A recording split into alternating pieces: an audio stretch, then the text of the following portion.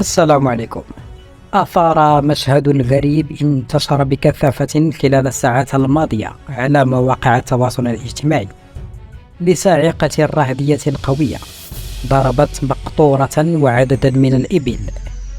وتداول ناشطون مقطعا يحكي تأثير الصواعق على الممتلكات ومشاهد لآثار الرياح الهابطة والعواصف الرعدية في نفوذ السر شمال شرقي الدوندي.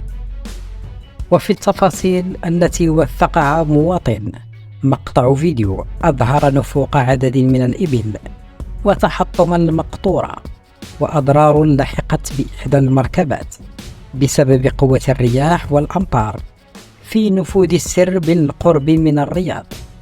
كذلك بين الفيديو تحطم المقطورة وانقلابها على الإبل ما تسبب في نفوقها.